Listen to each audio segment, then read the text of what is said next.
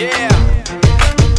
For those of you that want to know what we're all about, it's like this, y'all.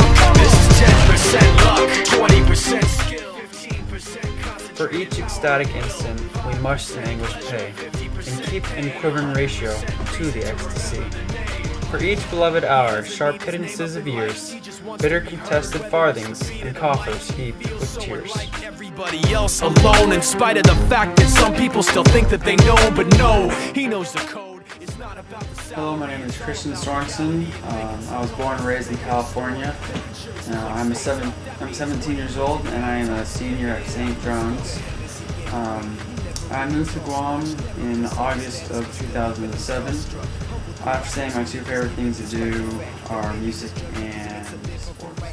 Overall, the idea of the poem by Emily Dickinson is that joy and pain are related.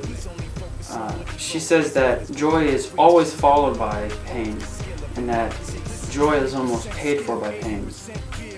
She says that joy is very brief, while pain lasts for years. In stanza 1, she introduces the idea that joy and pain are related, and that joy is paid for by pain.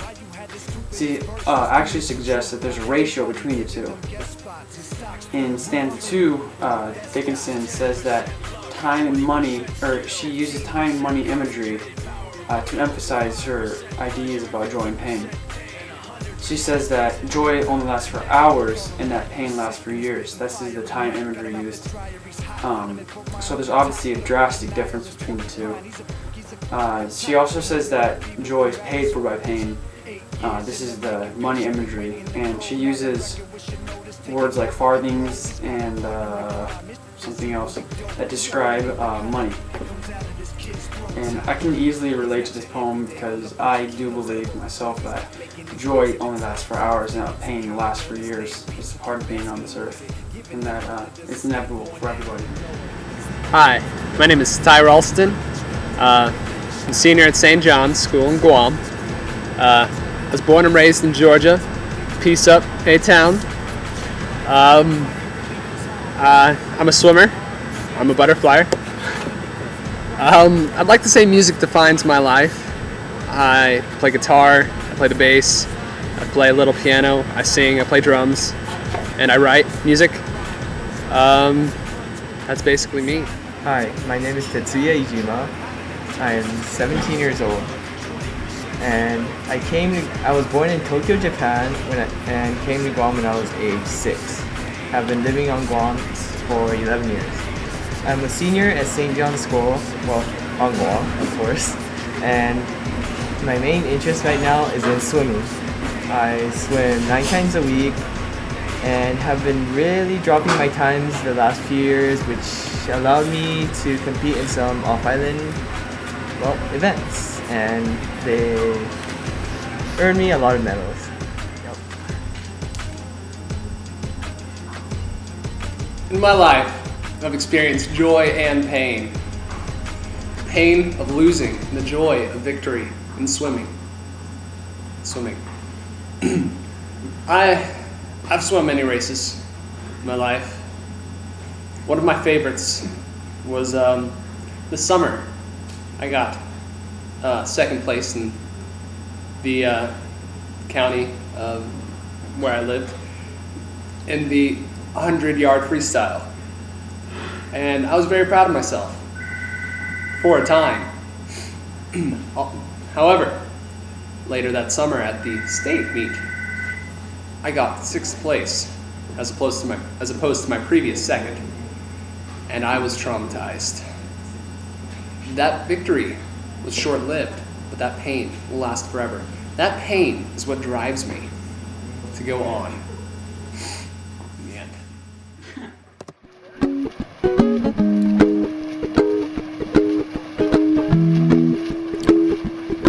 Oh, Willie, you done me, and you bet I felt it. I tried to beat you, but you're so hot that I melted. I have a few personal examples to show how joy doesn't last as long as pain.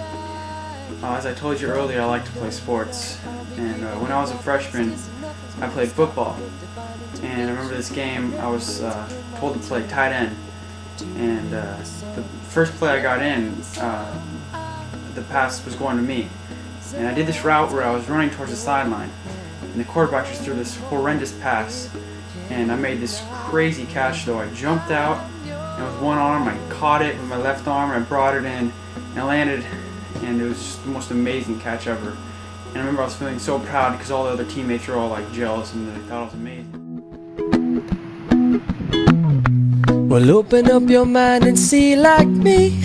Open up your plans and damn, you're free. Look into your heart and you'll find love, love, love. Listen to the music. And another moment was playing basketball last year.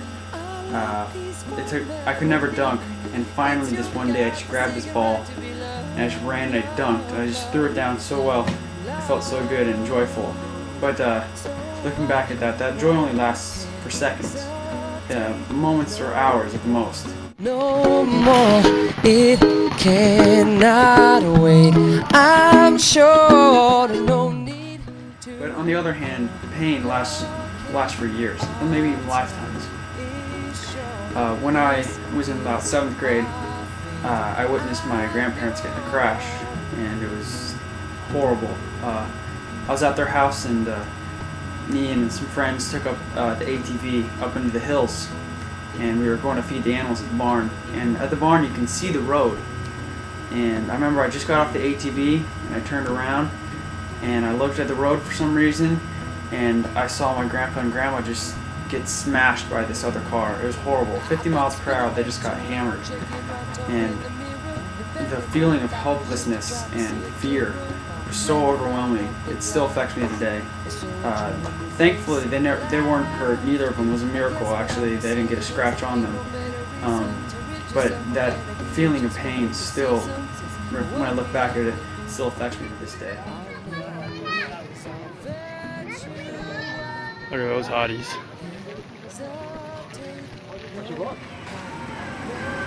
To show that joy doesn't last as long as pain, I have some personal examples dealing with swimming that describe these factors. I had this one meet in 2005 called the Mini South Pacific Games. I won the bronze medal in the 200-meter individual medley, which was my first individual medal. I was so happy and filled with joy for that moment and throughout the span of the meet, but eventually the feeling wore off because joy doesn't last forever. But in the same meet a year later, I wasn't able to even compete in that event because I had shoulder injuries, and having that event that you won in the previous meet won by another person, the pain was devastating. That pain lasted forever.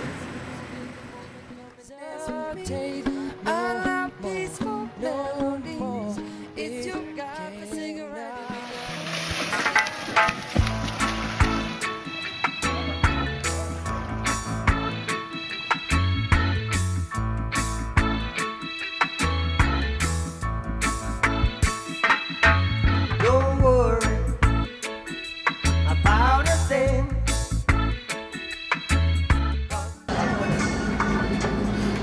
For each ecstatic instant, We must in anguish pay In keep and quivering ratio, to the ecstasy, for each beloved hour. sharp pittances of years, bitter contested farthings, and and conflict conflicts heaped with tears. Rise up this morning.